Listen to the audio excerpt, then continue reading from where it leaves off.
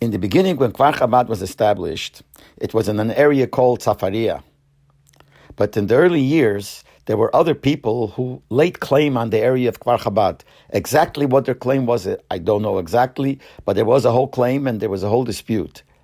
Till finally it blew up that in Tovshin Chov Zayin, 1967, they came out with all kinds of pashkviln and letters and flyers against Kfar Chabad, writing all kinds of bad things about Kfar Chabad. Obviously, the Chassidim in Eretz Yisrael had great Akmas Nefesh, and obviously the Rebbe had great Akmas Nefesh. So Purim, the Rebbe made mention of it. He didn't say names, but he made mention of the Inyan. And the Rebbe said that since Simcha Peretz Geder, Simcha breaks through all boundaries. That's even said by Simchas Yontif, certainly by a special Simcha like Purim, which is a Simcha of Ada Liyada. So the Rebbe said, so the Simcha should break through these boundaries also, because now we need it more, because there are those people who came out with hashmotzes, which means writing bad things, and those people who were Meisa Nefesh, used to be Meisa Nefesh, and Meisa Nefesh now, because it's known that when the Rebbe would speak about Kfar Chabad, certainly in the earlier years, he would refer to Kfar Chabad as the place where the Bala Mesiris Nefesh of Russia came to. So the people in Kfar Chabad were the Russian Yidden who were Meisa Nefesh in Russia.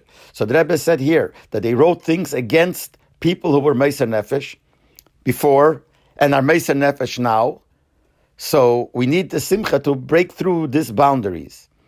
And the Rebbe said that since it says Yutamo Chatoyim V'loy Chaitim, that the sins should stop, but not the people. So b'meidl it'll be napechu to eir simcha v'sosim v'kor tilu faratzu yoma v'kein v'safeina v'negbo, and it should be without Akmas Nefesh, because we were yetz already Akmas Nefesh, and b'darka neim b'darka sholem, it should turn around that these people who went out against should adarabe b'kor of mamish, they should even help, that it should be l'tilu l'shemel tiferes. He didn't say the word Kfar Chabad, but that's what he meant, that Kfar Chabad should be even more l'tilu l'shemel tiferes, and they zon zuleg na pleitza, that they should also put a shoulder, like the Friedrich Rebbe used to say, to the union of Ufaratzto, that it should be that we should see bepeil how it's Faratzto, Yoma Vekedma, it's a Fein of a Negba, Nachleb and Limitzorim, without any limitations, which is connected to the union of Simcha Peretz Geder, it breaks all limitations, breaks all boundaries.